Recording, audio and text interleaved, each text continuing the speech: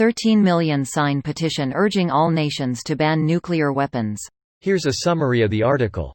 A petition by an organization of survivors of the 1945 atomic bombings of Hiroshima and Nagasaki urging all nations to sign the UN treaty banning nuclear weapons has garnered a whopping 13.7 million signatures. The appeal of the Hibakusha Association made the announcement during an online news conference on January 13 after submitting the petition to the United Nations on January 8. The association collected the signatures on the streets, internet and elsewhere before finishing the effort at the end of December. The Treaty on the Prohibition of Nuclear Weapons was adopted in July 2017. The campaign has been asking all nations to join the treaty and advocating for it to take effect as early as possible.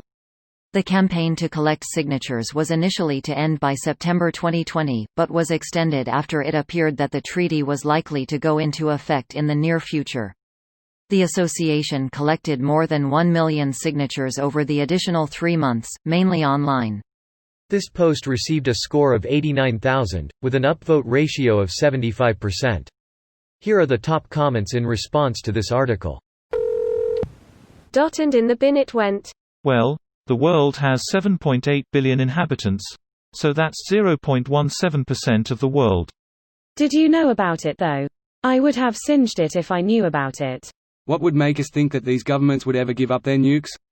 They'd all make a big show of it, and decommission all the warheads while each safely keeping enough to destroy the world in a dozen separate locations. Now I agree that only being able to destroy the world a few dozen times over is better than being able to destroy it thousands of times over. But the idea that these countries would completely denuclearize is crazy. They'd feel unprotected from the other countries that undoubtedly had secret warheads. The genie isn't going back in the bottle unless the technology is somehow lost to mankind, in which case, we have other problems. Greater than so if everyone signed it, and we all agreed to get rid of nukes. How many governments would actually do it? 0. Yep. The only difference would be the public acknowledgement of them. Most countries would probably pull an Israel and neither confirm nor deny their existence from there on out. Maybe a few dozen older weapons would be ceremoniously decommissioned a year or two ahead of schedule so we could all pat ourselves on the back and pretend we made a difference. How the US, Russia and China are going to respond to this. Okay, you first. How would it even work? The honor system? We gonna issue tickets if we catch the government with a nuke.